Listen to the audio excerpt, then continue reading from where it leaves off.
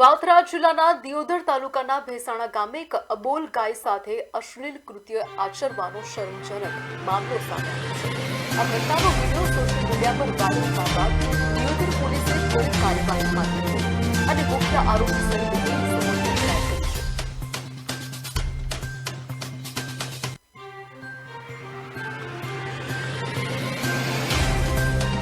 દિયોદરના ભેસાણમાં ગંભીર બનાવ અબોલ સાથે અશ્લીલ કૃત્ય કરનાર 2 આરોપીની વાવથરા પોલીસે ધરપકડ કરી છે। તેઓ ઉપર હાલ તો કાયદેસરની કાર્યવાહી પોલીસ દ્વારા હાથ ધરવામાં આવી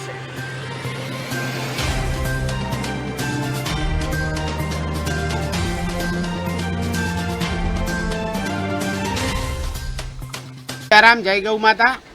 આજ રોજ જે સોશિયલ મીડિયાની અંદર એક ગૌ માતા સાથે દુષ્કર્મ કરતો વિડીયો વાયરલ થયેલો છે તે દિયોદર તાલુકાના ભેસાણા ગામનો હોવાથી અમને જાણ થતાં અમે તાત્કાલિક જ ગૌરક્ષકો અને જીવદયા પ્રેમીઓ દિયોદર ખાતે દોડી ગયેલા અને પોલીસને જાણ કરતાં તાત્કાલિક ધોરણે પોલીસે કાર્યવાહી કરી અને આરોપીઓને પકડવાની કાર્યવાહી કરેલી છે।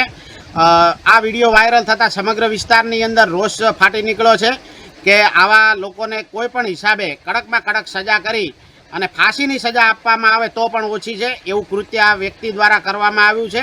તેથી અમારા જીવદયા પ્રેમીઓ અને ગૌરક્ષકોની માગણી છે કે જે કોઈ વ્યક્તિઓ આની અંદર સંડોવાળા હોય એમના તમામના ઉપર કાયદેસરની કાર્યવાહી કરવામાં આવે અને એવી કડકમાં કડક સજા કરવામાં આવે કે ફરીથી આવું કોઈ કૃત્ય થાય નહીં।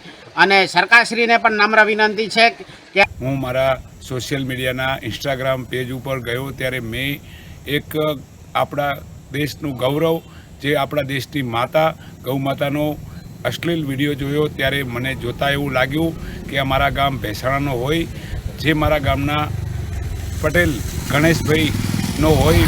મને ખૂબ આત્માને દુઃખ લાગતા મેં આજે પોલીસ સ્ટેશન ગયેલો અને પોલીસ સ્ટેશન ગયા બાદ અમારા પીઆઈ જોશી સાહેબને મળ્યો, તેમજ જોશી સાહેબે પણ એસપી સાહેબને વાત કરી।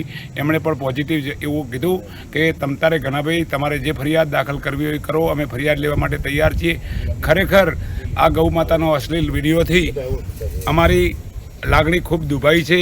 અમારા દિયોદર તાલુકાના દરેક ગામડે ગામડે ગૌશાળાઓ છે અને આવા અશ્લીલ વિડીયો વાયરલ થાય તો જેમાં અમારા હિન્દુ સમાજની આબરૂની પણ નીલામી થાય છે। માટે અમે પોલીસ તંત્રને એવું કીધું છે કે સાહેબ અમને કડકમાં કડક સજા થાય એવી અમારી પોલીસને વિનંતી છે।